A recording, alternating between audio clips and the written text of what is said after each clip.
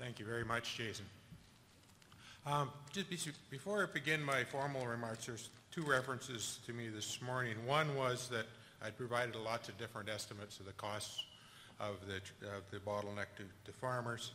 I just say I've looked at this many times over the last 2 years, and each time there's a need to update the data and talk about that. But in any case, I'll summarize the last 2 years and the calculations I use for that today. Second, there was a discussion about anchor pulls versus berthing.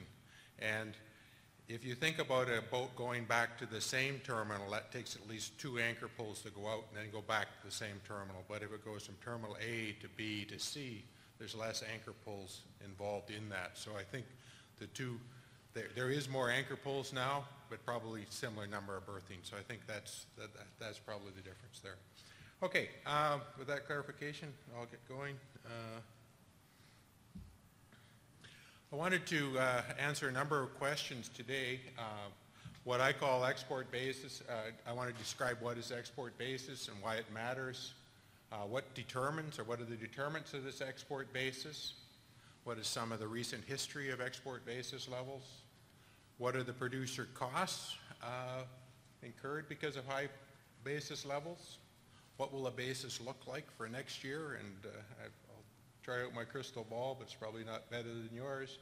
And then a little bit of time looking at what's needed to address the export basis in the long run.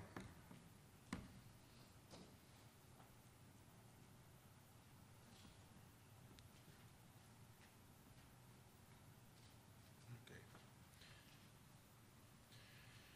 First of all, if you're thinking about export basis, it's really important to remember that the port price or the global price is determined by global supply and demand. What happens within Canada doesn't affect world prices very much. We only produce about 4% of the world grains.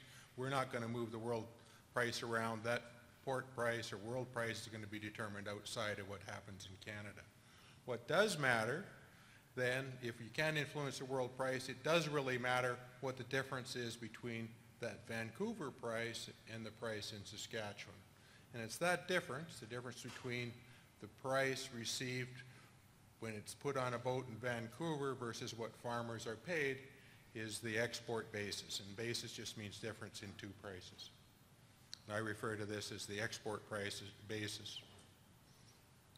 As an example, if the Vancouver FOB, and that means free on board, it means the price paid to have basically the grain dropped in the hold on the boat in Vancouver. If that price is $400 a ton, Saskatchewan elevator price or bid price is $300 a ton. That difference is the export basis, or $100 a ton. If the basis goes up to $150 a ton, the Vancouver price isn't going to change, so that means the Saskatchewan price has to come down accordingly, and so increase in basis is bad news for Saskatchewan producers. In all my calculations, I use information as publicly as I can get them. There's a number of sources listed here. Some come from the U.S. Wheat Associates. USDA reports Portland FOB prices. Agriculture Canada had a weekly price summary. We'll talk about that in a second.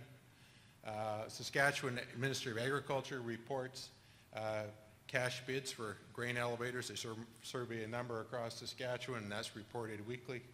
And then, of course, there's individual companies. Northwest Terminals is one you can get at. And most producers have access to cash bids. So with that information, you can calculate this. This is an example of the weekly price summary provided by Ag Canada. All I'm going to say is there's 27 prices on this, and there's a second page. So there's a lot of prices reported weekly. This weekly update ended June 12th, 2015. There's no more price reports.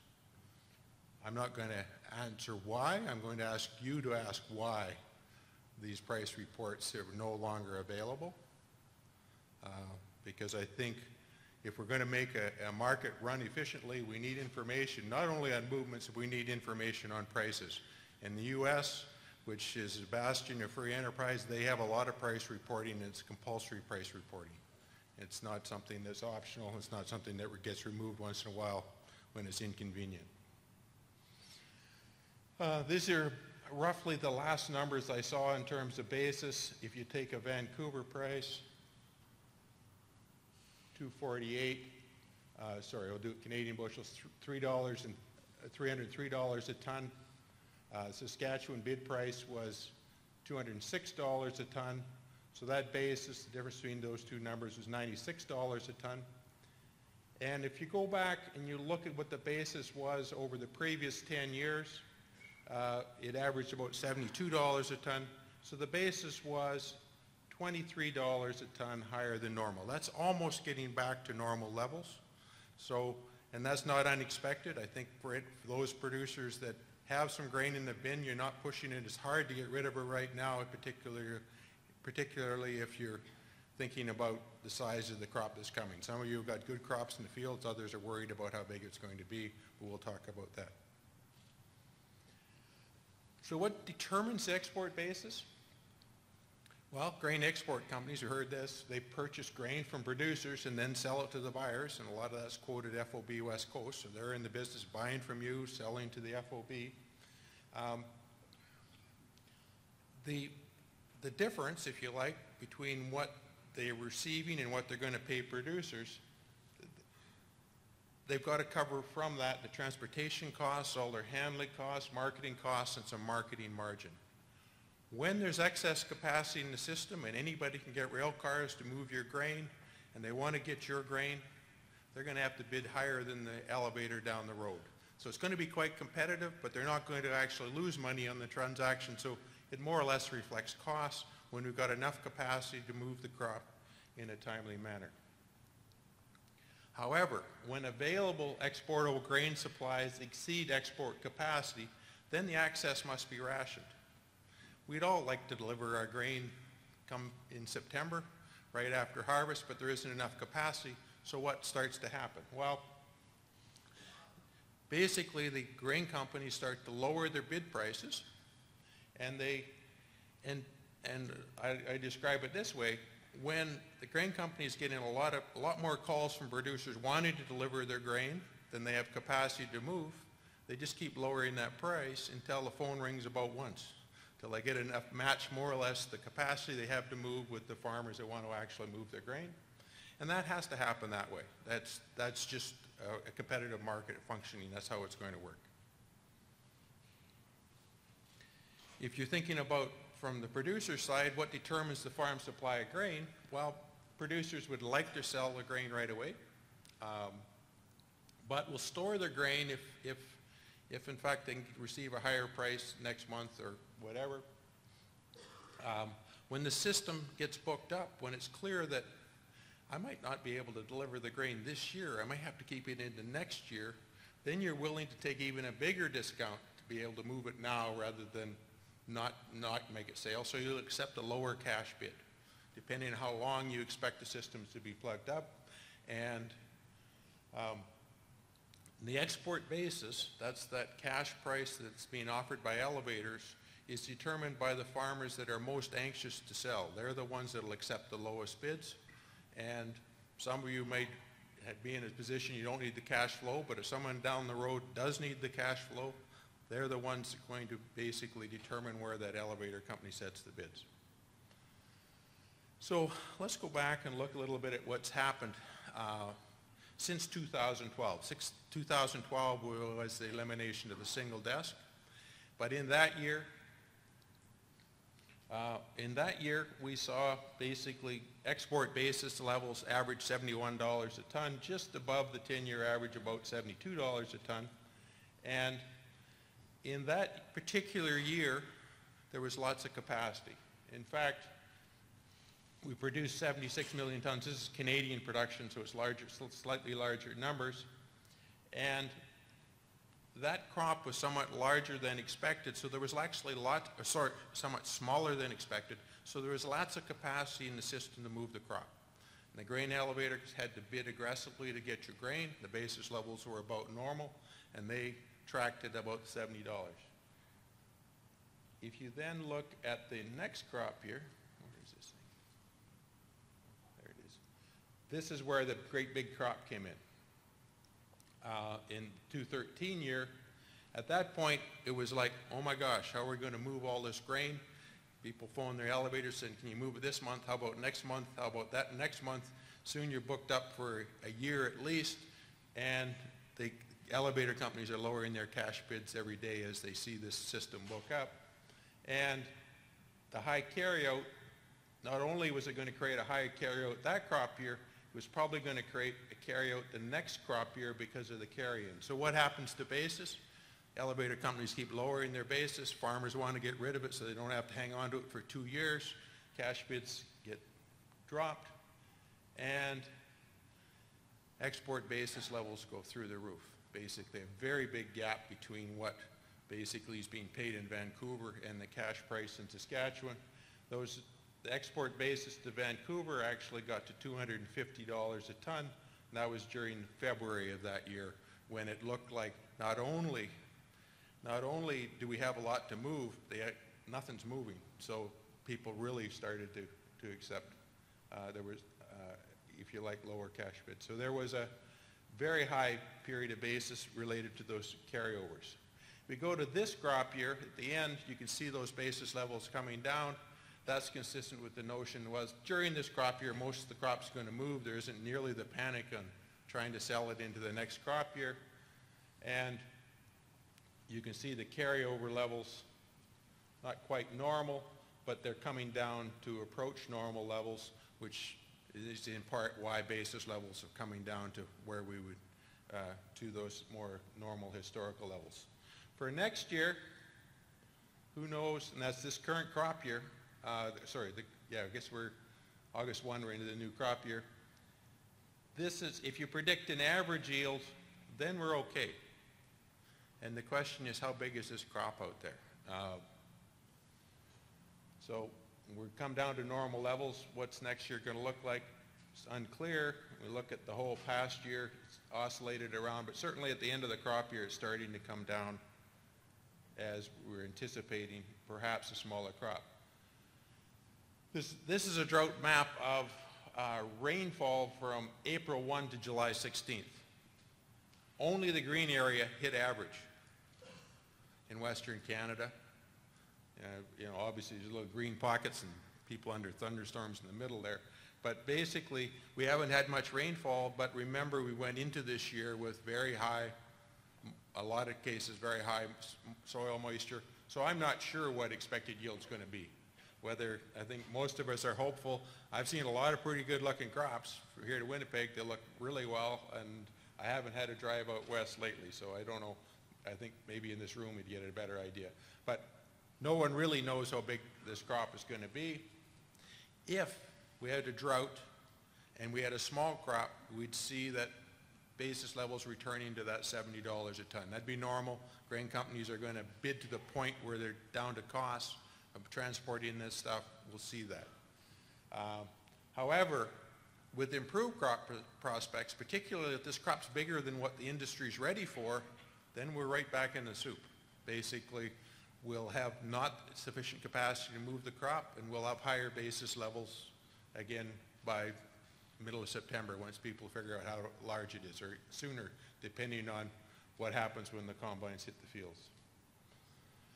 So what's the cost? Well, this is just an example.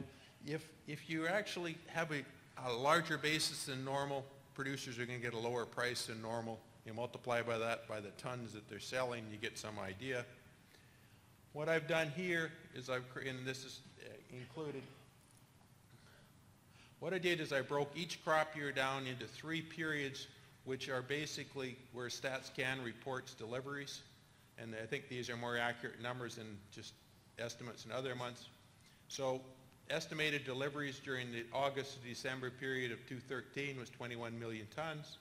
How big was the basis? Well, if you take the FOB Vancouver minus the elevator prices, $51 a ton over normal, multiply 21 million tons by $51, you get $1.1 billion in lost revenue during that period.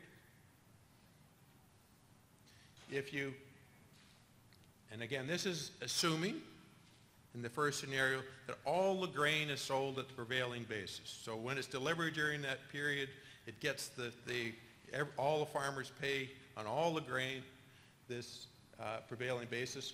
Although I'll point out this is wheat, oats, barley, canola, and peas. It doesn't include some of the minor crops, et cetera, in that. You add all that up, you get to $6.6 billion. Well, as I know as a producer, producers often price stuff in advance. There was a fair bit of stuff priced. So what I did here in the next calculation is I said all producers sell everything, the basis 3 months in advance. So everything is, 100% of the crop is sold 3 months in advance. That reduces so that meant that first quarter when basis level went up, they almost incurred no cost because they were paying the lower basis levels, but it shifts the costs just a few months down the road because they're still selling a lot of grain in those later parts of the year. You add up all those figures, you get to $6.3 billion over the 2 crop years, somewhat lower than the 6.7 here. So that helps some, the fact that you've sold some in advance. And then to be really conservative, I said, and remember the grain companies are in the business of deciding what product to move. If they're making, say, $50 a ton moving your wheat, extra margin, they were going to want that $50 a ton before they want to put canola in the system, right? They're going to want $50 on everything. So rather than saying this applies to all grains, let's say it only applies to 80% of the grain. So 20% of the grain somehow escapes this by finding a new truck route to the U.S. and you don't incur the full basis cost. So if you assume everything is sold 8 weeks prior, price in the basis 8 weeks prior, and it only applies to 80%, you get to $5 billion. So these are real numbers, big numbers. And if you look at the total tons of 100 million, it's about $50 a ton in that period of time it costs producers. And you can figure out yourself how many tons you delivered. It's real money. A second factor I'm going to take into account is that there was a big change in the last 2 years in the relationship between the Vancouver price and the Portland price. Historically, you go back, there was many, many years when 13.5% CWRS actually traded at a premium to 14% DNS coming out of Portland. There was a slight premium charge for that, and there's a long history of that. We go post-2012, we see the first year Vancouver was $7 a ton underneath Portland. A little bit of a drop, not a big deal. Then it fell to $29 a ton on average during the 2013-14, and this crop year it's averaged $43 a ton. Vancouver under Portland. Huge gap there. Why that exists, not sure. Partly it's reliability of delivery, partly it might be the hassle factor in terms of getting the boats loaded, and partly it might be grain companies are making a lot of money. They might be scrambling to make a sale and be quite willing to give some of that away. In any case, these are real dollars. These are not money that's being picked up by the grain companies, at least not onshore, but it is a loss to the Canadian economy. The buyers are actually being able to buy this stuff cheaper than they were in the past. They're discounting Vancouver and being able to purchase it at that price. Okay, before I leave this topic, I think it's important to say you can make lots of assumptions. You can calculate these numbers slightly different than one another.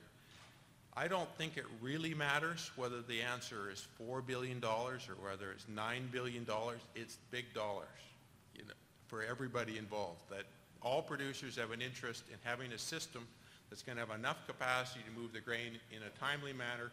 And if it doesn't, the last 2 years have demonstrated that it's real dollars that come out of producers,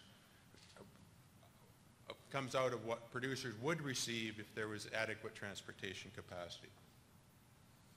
So what's the future hold? Well, if we look, 20, 30 years down the road or even 5 years down the road, what's the demand for grain exports? Well, we know production's been on an upward trend. The zero tillage soils, I think, are improving and farmers are becoming more intensive in their practices. We also know the Pacific market's becoming more important. That's where a lot of the income growth has been. That's where a lot of the population growth has been. We heard that from Murat today as well. We do also know that West Coast capacity seems to be, there's some investments being made by the current companies and G3 as well, so that's good news. There is going to be more capacity. But we also know that there's maybe going to be increased demands on rail capacity for oil and containers and other things that are actually in potash that are going to limit the grain's access. So this isn't a cakewalk to say we're automatically going to be exporting a lot more grain out of the West Coast. It says we could, but then there's these constraints. If you look at the trend in grain exports from licensed facilities, there has been quite a significant upward trend. Yes, it was certainly a blip, and this year it would be up about there. But the long-run trend has been up, and we all know how many farms here are actually producing less than they were 10 years ago. Not many. There's an upward trend. That'll continue. So we talk about the ability to move the crop. This is the cost of moving grain out of the West Coast versus moving it out of the East Coast to go to Asia. And we end up moving a lot of grain basically other than the West Coast. The West Coast has a limited capacity, so we end up pushing some of it south, some of it east. But if we could have enough West Coast capacity, it would virtually all go West Coast. Okay? There's some European markets, but even interestingly from Brandon, Manitoba, tariff-wise, you're better to put it on, ship it west through Vancouver, through the Panama to Europe, than actually pay all the tariffs in the other direction. So most of the grain should go west. And certainly as the Asian markets develop, that's the natural way we should be shipping. And I'd also point out that Eastern Europe, the Ukraine, former Soviet Union, they're saturating that Atlantic market, which makes that even worse. We're probably better to avoid the Atlantic side generally. So how do we fix the issue? I would argue with Mary a little bit. I don't think deregulation is the solution. We just have to look south of the border to say, yeah, their rates are a lot higher, but how is their basis levels been performing? How well is their grain system, their capacity actually worked? And Terry alluded to some of that. This is hard red spring basis at various ports. The green line is the difference between the Portland price and the Minneapolis price, okay? Inland versus the West Coast. It got over $4.50 a bushel last fall, the difference between Minneapolis and Portland. So their basis levels went through the roof as well. They have a deregulated system. The difference is, if you get a short year and you got lots of capacity, you're still going to get higher rates in the U.S. They're not going to cut their rates to zero. They're going to actually cut their capacity. So you're not going to solve the problem with deregulation. I do think we need to look at I'll call it revenue cap, as Mary did, but basically, I do think we need additional incentives for winter movement. It's harder, it's more expensive to move grain in the winter time. Why not adjust the formula to give railways an incentive to actually gear up, make sure that pipeline stays full in the winter time, even if it means having some locomotives they aren't used intensively year-round. So they've got those distributed power, etc. Open running rights, I think, is the only market-based solution, but I think it's a pretty bold move. I don't think it's going to happen. I would think something that's a little smaller might be some interswitching between Edmonton and Prince Rupert. If you're going to build a terminal out there, you're going to deal with one railway. That's not a very good investment climate for a terminal either. So I think we do need adequate West Coast capacity. It's a bit of a chicken and egg. If there's really high capacity unload trains, then there'll be more trains, then there'll be more supply of cars to actually make that happen. So I think we need more ports. I think given the costs attached, I think there should be public incentives. We don't think twice about public money going into an airport. Why do we think about a bad idea for putting it into a port? What about public-private partnerships? That might be a way to do some of this. I think we need to look at container backhaul systems and rapid loading facilities. And I sort of applaud Murat in saying, yes, we should do that. I agree.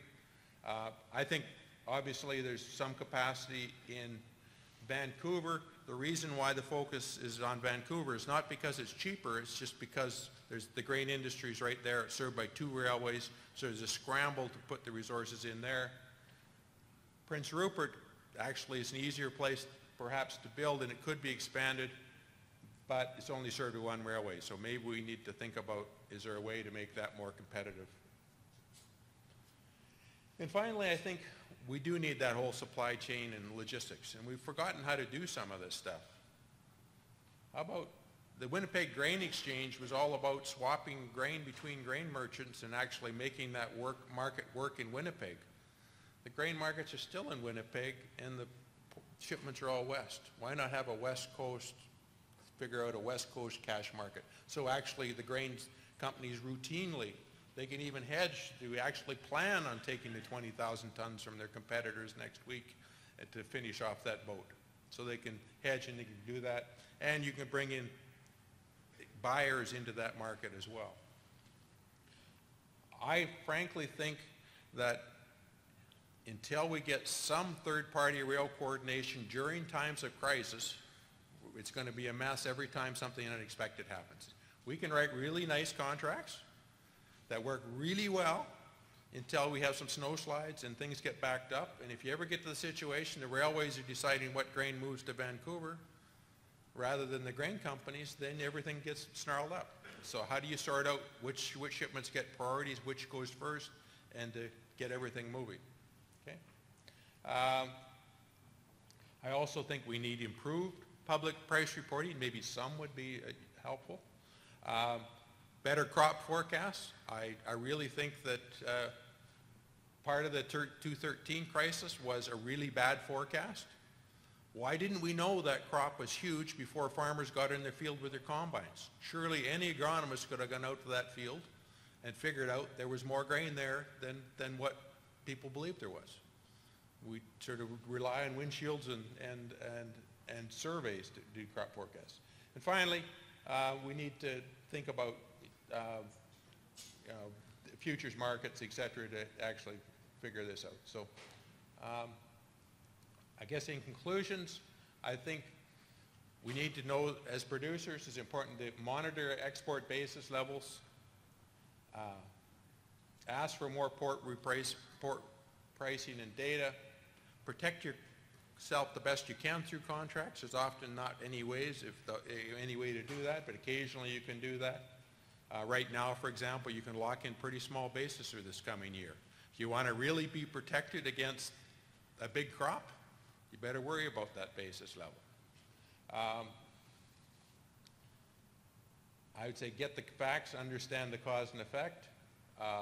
These are big issues, and I think they could easily get worse in the future. They're not, the drought maybe or a small crop might take care of it this year, but we could be in worse trouble a few years down the road, and it'll cost billions then. But I think, finally, there are solutions, but they require some action. I think we actually need to think about what are we going to do to prevent the same thing from happening over again. So that, I'll wrap it up. Thanks. Thank you very much, Richard, for your presentation. We'll start with some questions from the floor. Please state your name and where you're from. Bill Martin. There's a number of questions. I'll just deal with one. This issue of Ag Canada not reporting port pricing anymore as of June 12th or whatever it was. I think that is just colossally stupid. And it should be something that the whole industry should take on. And there are many, many reasons for this. And there's one that you and I have talked about previously. Even though we were getting port pricing up until June 12th, there has always been the question of how reliable it is. Okay? That it's a self-reporting system, but we don't have any idea what the true price is. And this is getting into the whole question of transfer pricing.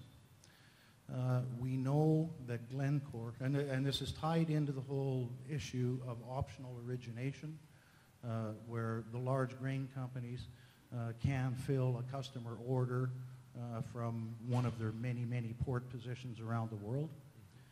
So that, and it gets tied into the whole question of grading as we move to one grading system. All of these things are all tied together.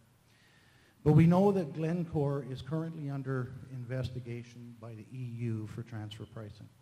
And what transfer pricing is where they sell at a lower price at the producing port, shift it over to a fictional customer, a paper customer at a different port, to move the profit to a lower tax regime.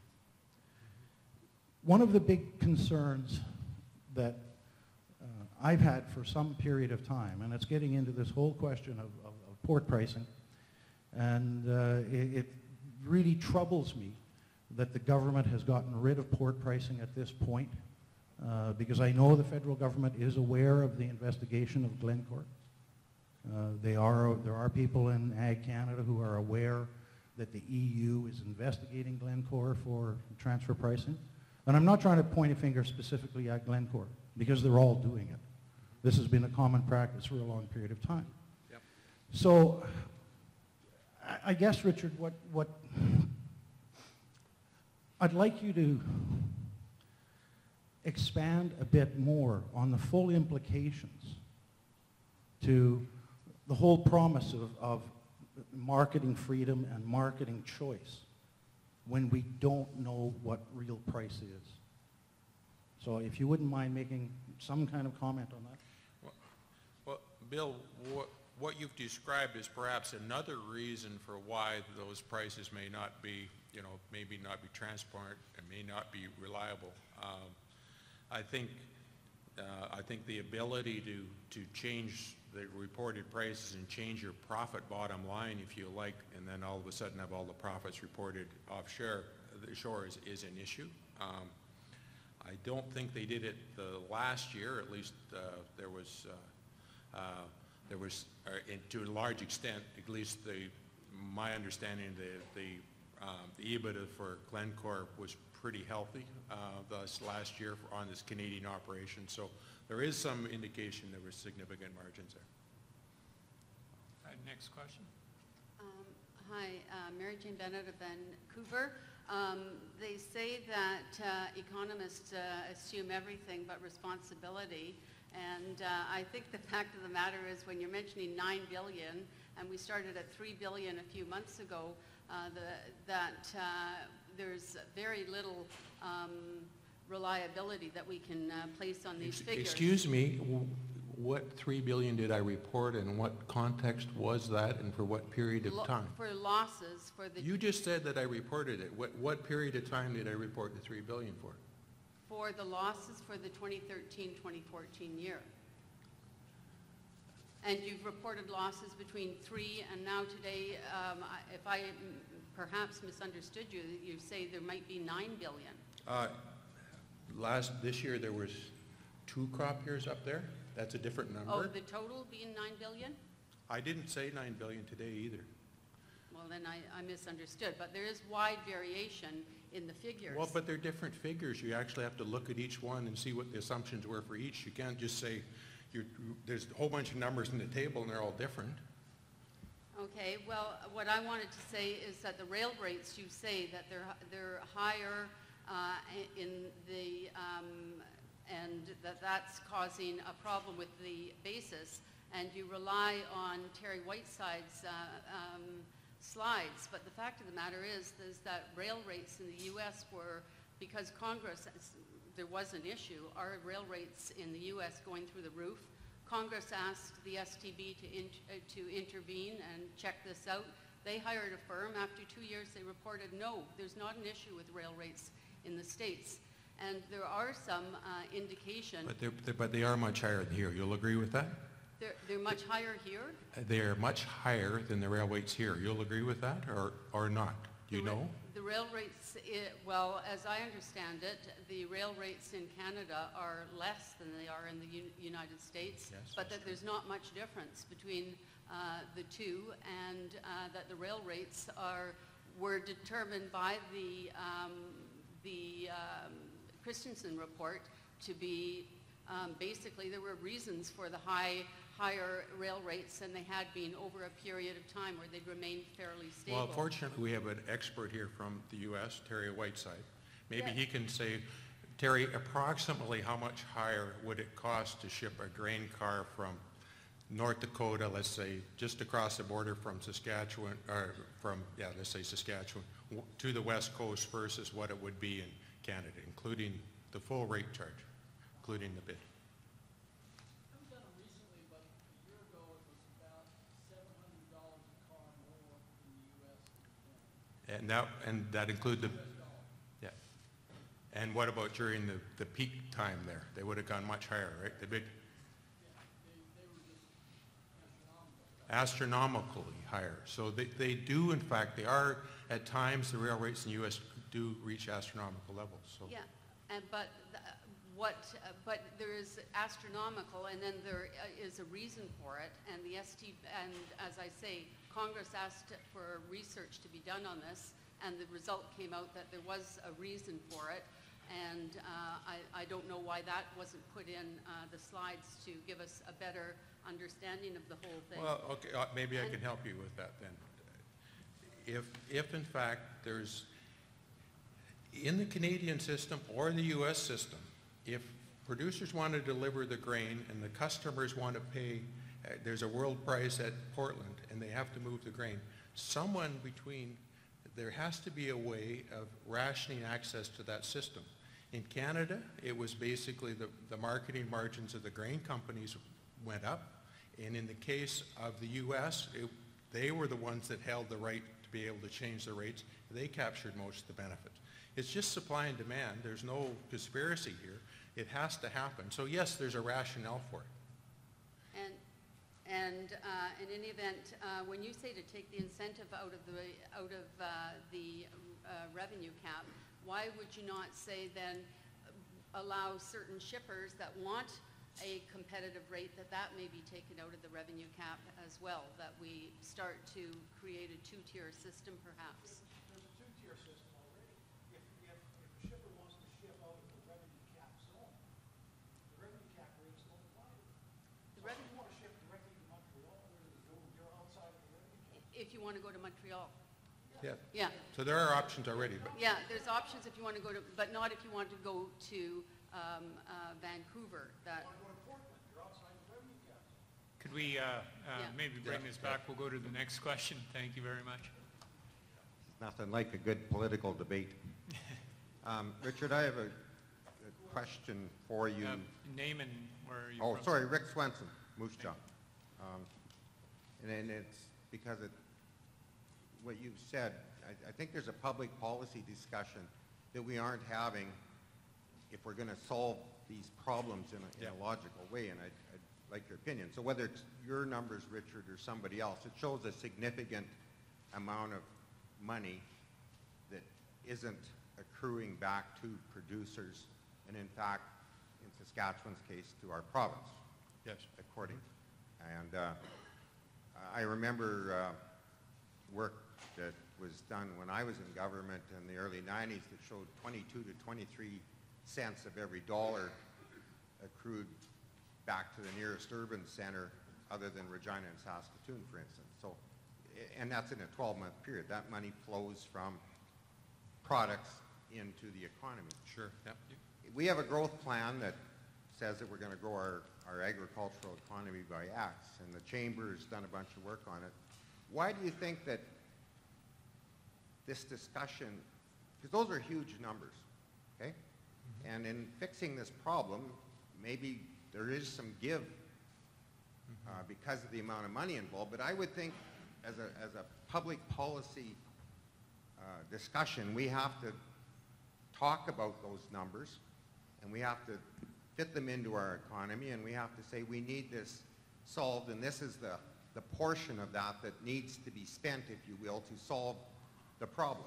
Yeah, I think that's right, but I would also caution to say that we probably don't want to build a system where there's never any transportation capacity constraints. Basically, we want to build a system with more capacity in it for sure, but you don't want to build a system for the 1 in 50-year crop or the 1 in 50-year trend. So you have to be a little careful, but certainly we should be doing some serious planning, and it should be multi-commodity, and we should be thinking about what we need for infrastructure and how we're going to pay for those and how the public, private, and other incentives are going to work. And if we don't do that, then we might be caught without enough hopper cars or not enough this, not enough that. But I don't think we can rely strictly on the market to solve everything. They're not necessarily thinking 20, 30 years down the road either. Because you pointed out, you said that I think it was your third point up there, that the open running rate scenario would probably never be discussed. But if we're in the process of designing a transportation plan, like Murad said, over the next 30 years, and we have that kind of cash on the table, then why isn't that discussion happening in the bigger, wider picture if that is the ultimate long-term solution? And if you don't talk about it on a yearly basis, then you won't put it in a context over 30 years. Thank you. That's a good point. One Thanks. more quick question, because you're holding us back from coffee now. Okay, thank you. Well, Richard and I have been having ongoing discussions, and he's promised to buy me lunch someday, so I'm going to hold him to that.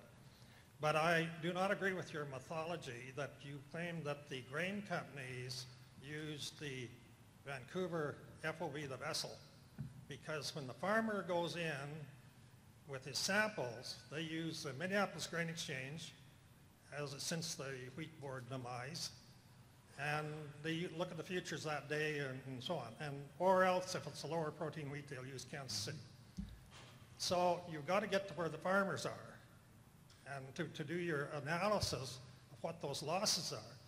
And the first thing you've got to run into is the farmer must have sold the grain to get the loss. I mean, you're producing something that's very fictitious.